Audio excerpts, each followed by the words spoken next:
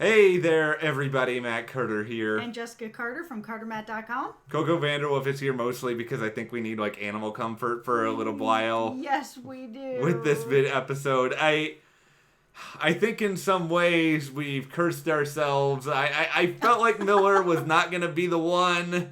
I thought he was going to make it for a little while longer, but here we are. I wasn't sure. I said this in the last video that this is the world of the Expanse. They are unafraid to take away everybody I love.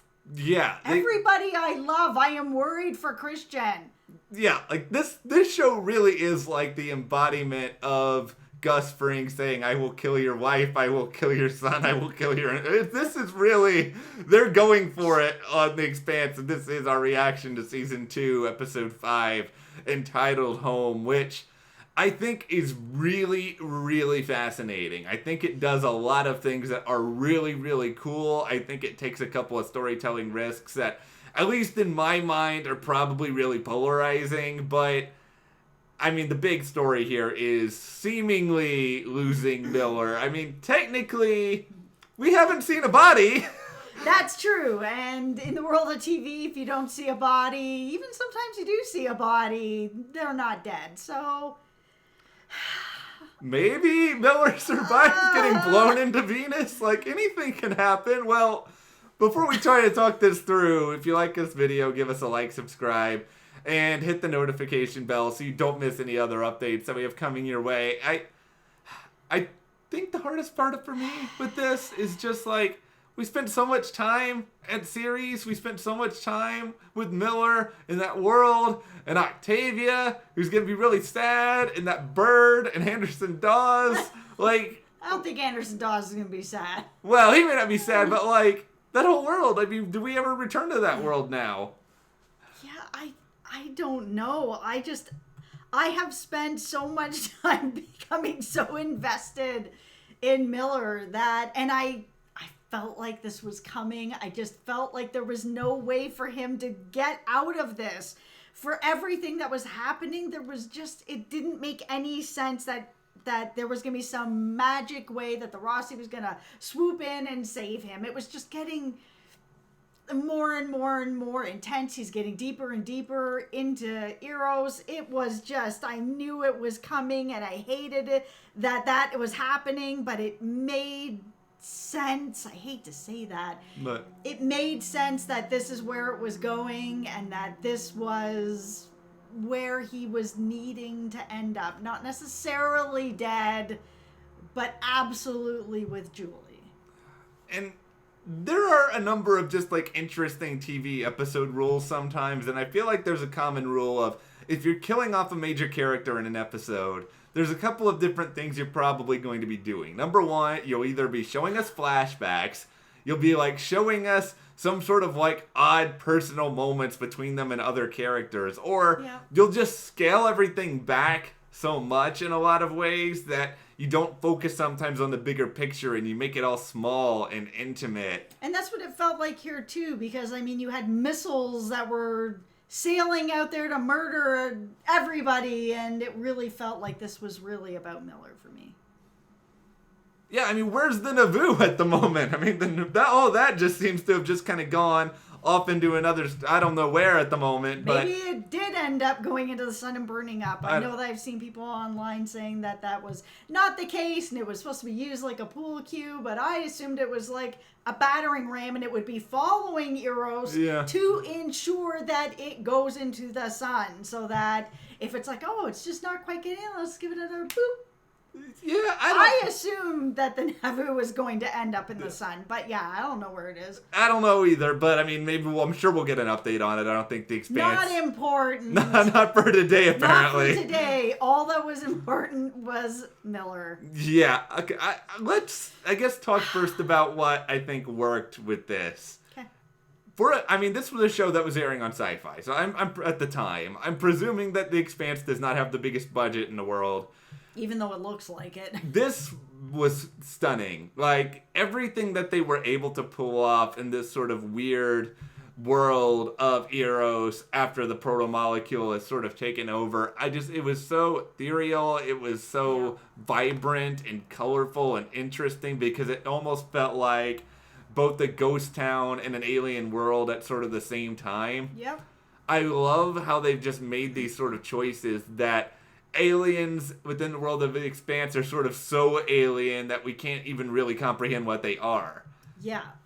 All of that, I think, was really, really, really cool. And I like the moments with Miller and, all of her other main characters as well, even if they weren't in the same scene together. Yep, and I loved that Julie felt like she was the host of all of this. And she was. She brought this with her when she came to Eros.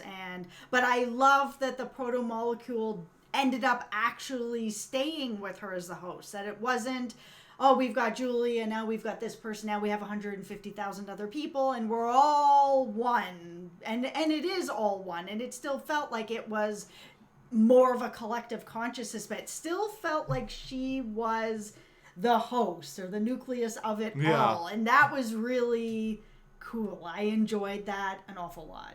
Yeah, it was the once we actually got to Julie, like there was just sort of like this weird, I don't even know how to describe it, the ambiance in that room. It was almost like you're playing a video game and you get to like the heart of the temple where the final boss is, and it is just so decorative and different than the rest of the temple that you're in, and you can just sort of feel like the odd sacredness in the air. And it really did feel like something crazy was probably going to happen there because they spent so much money, I'm sure, on it, that they had to figure out a way to make it really special. And I feel that they did, not just with the ambiance in the room, but me, had been waiting a really long time hoping to see these two characters have the moment that needed to happen. And when we first saw Julie, of course, she was dead. So I was kind of like, oh man, I was really hoping for that moment. So almost everything in this scene worked for me really, really well. I loved their interaction together, the conversations they were having, the fact that Julie was still in there and was feeling like, I just want to go home. And that's why she was hurling this to Earth, because she wanted to just go home and end this and get away with it and just be back to being herself again. Having Miller there, and just, I have felt that their journey together, this is the way that I saw it on the show, that it wasn't about him being in love with her or anything like that. It was this really important spiritual connection between both of them. It wasn't just him needing her or her needing him, that there was something about the two of them needing each other to move them spiritually into their next phase of either their lives or now, I guess, their afterlives. But that there was just so much more to these two people, that they were connected, their souls were connected. I loved the conversations. I loved when he was in her embrace. It felt like that connection was there. Now I'm going to say something that's kind of probably going to be controversial, and everybody's going to unsubscribe. Don't unsubscribe. But I have to be honest, because that's what I'm going to do on this channel. I did not buy into or like the kiss between them. I didn't like it because I never felt that this was the relationship between them. It wasn't something that was ever romantic to me or sexual in any kind of way. It felt bigger than that, deeper than that. It didn't feel like that at all. So when that kiss happened, it felt like it just didn't fit, because I felt the connection in everything else, in their words, in the simple, even touching her hand, that embrace where he had his head on her chest, taking off his helmet and inhaling the proto-molecule. all of that connected them in the way that I saw them for this whole show. And then they threw in this kiss that didn't fit for me. I'm really sorry. Okay. Please don't come for me in the comments. Okay, well, I watched the episode earlier today, and I've tried my best to sort of kind of reflect on everything with it, because I think a lot of times with television, there are moments sometimes where you watch them and you don't have always the best initial reaction to them, but then maybe over time sometimes they sit with you, they change a little bit in your head. And I don't want to spoil anything about the series finale of The Affair, but the closing minutes of the series finale of The Affair were like this for me, where I didn't necessarily like the choice when I first watched it, but then I've kind of sat back on it, and days later it turned out that I really, really do like it. I think the kiss was a very striking moment.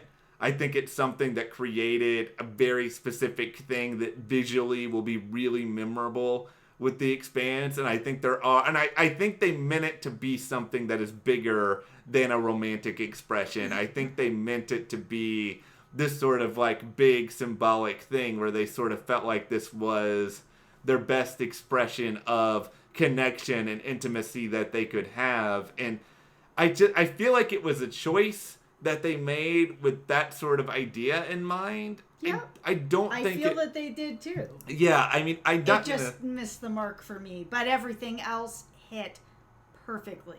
Yeah, I mean, I'm not going to say that it wasn't the moment that stands out the most to me. I don't think the episode needed it. Like, I don't think I would say I necessarily, like, strongly disliked it, but I don't feel like at the same time, I don't think it was needed. Because it's, to me, I'm going to choose to remember this more from sort of the moment where she is having to comfort him, which is such an odd, interesting thing, because she is the one who doesn't really even know what's happened to her. Yeah. And she's just so transformed so much. So to kind of go from that to this, it almost felt a little bit like, and I don't want to say a lack of confidence, but it felt more like the writers and the director on the day wanted there to be all these sort of big moments, and I don't think they were ever able to pin down on a single one. And I think if they had just decided on one singular moment, it could have been a little bit stronger, instead of just being like, okay, we're going to have this moment with the kiss, and then this moment with them comforting each other. There was just so much going on. There was. And I feel like, yeah, it either needed to be one big moment or all of the moments that they had in there and take away the kiss. He didn't need to go in for the kiss. He could have gone in and had that embrace. For me, the moment that just stood out the most was when he took off his mask and was like, we're in this together. Yeah, that was great. I've been in this with you since the beginning. She didn't know it the whole time, but she was there with him for the beginning, and they're going to end this together. That moment was way more powerful to me than the kiss. The kiss doesn't ruin the scene for me by any means, but if that kiss had been taken out of the scene for me, as much as I hate losing Miller, this would have been the absolute top scene of this entire show for me. And it still is pretty high up there for me. This scene was gorgeous.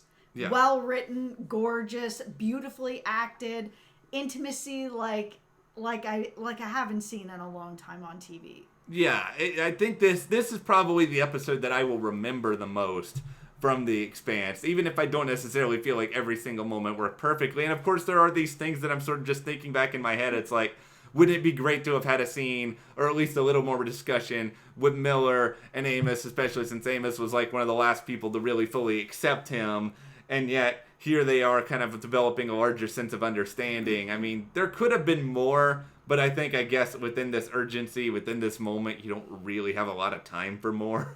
Yeah, I mean, I feel like we had a little bit with the crew, enough. I had enough with the crew that I felt satisfied as I was going to be, where they were talking about having the drink and giving him the bottle and all that. I feel like that love and respect was there, and there was some conversation. I feel like the show, if they were gonna end Miller on the show, it had to be this way. It had to be just him and Julie. Julie was this like guiding star for him that broke him out of his mold, made him take another look at his life in a bigger, deeper, more meaningful way.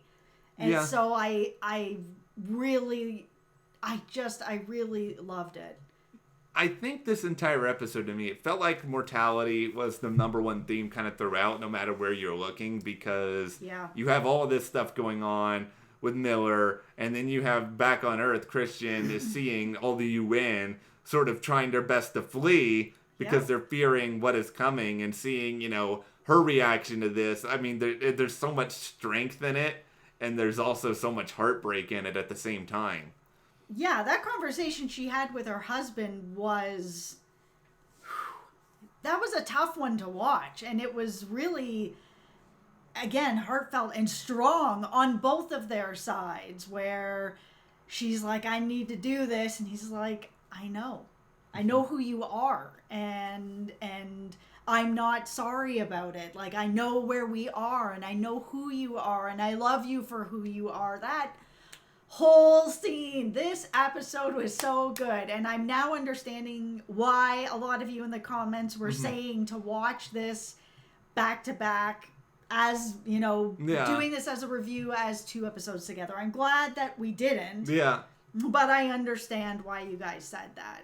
Yeah, and I mean, what I think this episode does is, I mean, it does still open up a lot of mysteries, because we still don't really know necessarily all that much about the proto-molecule other than seeing what it's capable of. Yeah, and now it's on Venus. Yeah. You know, we saw it go in. We didn't, you know, we saw that little sort of, it looks like an explosion, but nobody seems to, well, we don't know what happens there. Like, maybe it was absorbed, maybe they died, maybe this proto-molecule can't be destroyed, and now there's, I don't know, maybe they've morphed into something bigger or larger than life. That is my hope. Not because I want the proto-molecule to take over and kill everybody, but because I need more Miller in my life, and I'm just not accepting that this is happening. Yeah. At this point yet, I haven't accepted it. You haven't gotten there yet. I haven't gotten there yet. But my question going into the next episode is, now that they think that they have destroyed the proto-molecule, the one that they have, like, sitting hidden in this, you know, in the universe, what's gonna happen now? Like, do they really need to make a vaccine anymore? That was originally the plan, was to try to find a way to use this to help everyone on Eros, and now they're all gone. Presumably, they're all dead. So, if that's the case, do you still need it? Is there gonna be more coming? Like, do you destroy it? I'm very curious to see where the crew decides to go with that. I'm curious to know that. I'm curious to know, you know, where they physically are going to find themselves now, because, you know, with this gone, where does that leave everyone else? I mean, do you go back to Tycho Station? Do you stay there for a while? Do you go somewhere else? I mean, beyond all of that, I think we also do need to figure out where Bobby Draper fits into all of this, because, you know, it seems as though they were introduced for a very particular reason, and I don't think we've gotten there yet. Yeah, I mean, they were introduced. I feel like she's going to come back. I mean... Yeah, I think she's got to. There's no real reason otherwise for that introduction at the start of the season. Yeah, and I feel like they're... Even though I haven't connected with her yet, I feel like the you know, they need to be there. Mars needs to have... I would like to see Mars have a more prominent role on the show. Yeah, and I think we're probably, I think, going to get there, but... We'll see what sort of horizons lie ahead for us in episode 6. But we've made it through this. It was emotional. It was rough. Goodbye, Miller. Goodbye for now, Miller. Let's let us all live in a pretend land. Maybe he is still alive. We don't know. There's no body. But all right, well. There's no body. So, you know, I'm going to live on that island for right now. No body. It's not happening.